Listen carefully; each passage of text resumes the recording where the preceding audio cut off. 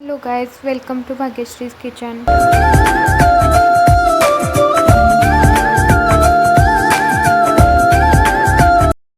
आज आपण पाहणार आहोत हॉटेल स्टाईल डोसा बॅटर कसे बनवायचे. तर बॅटर बनवण्यासाठी सर्वप्रथम आपल्याला एक माप घ्यायचे आहे.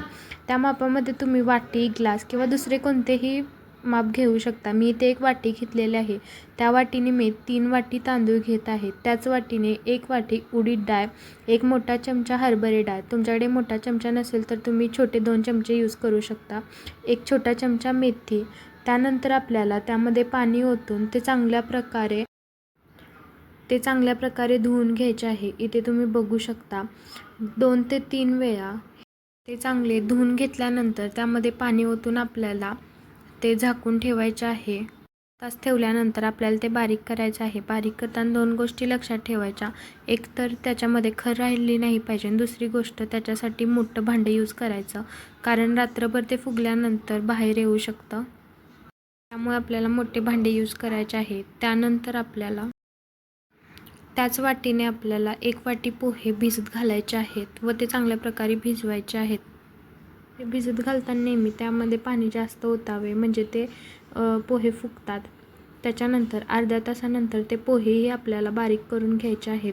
पोहे बारीक नीट होत नाहीत, त्यामध्ये थोड्या गिट्या राहतात, त्यामुळे डोसा बिघडू शकतो. त्यामुळे आपण ते पोहे जे बारीक केलेले आहेत ते आपण एका चाळणीच्या मदतीने ते गाळून घेणार आहोत.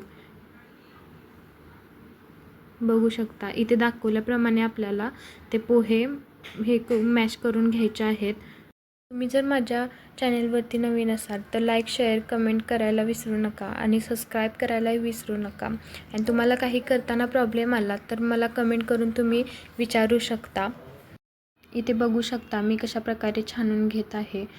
ते असे केल्यामुळे काय होते तर पोह्यामध्ये गिट्या होण्याचे प्रमाण जास्त असते, त्यामुळे ते गिट्यावरती राहतात व मऊ बॅटर खाली पडते, त्यामुळे आपला डोसा करताना बिघडत नाही.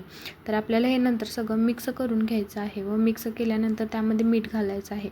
तर मीठ घालायला तुम्ही अजिबात विसरू नका, कारण मीठ घातल्यामुळेच ते रात्रभर फर्मेंट होतं व फर्मेंट झाल्यामुळे आपला डोसा चांगला येतो. आणि हे बॅटर आता आपल्याला रात्रभरासाठी फर्मेंट होण्यासाठी ठेवायचं आहे.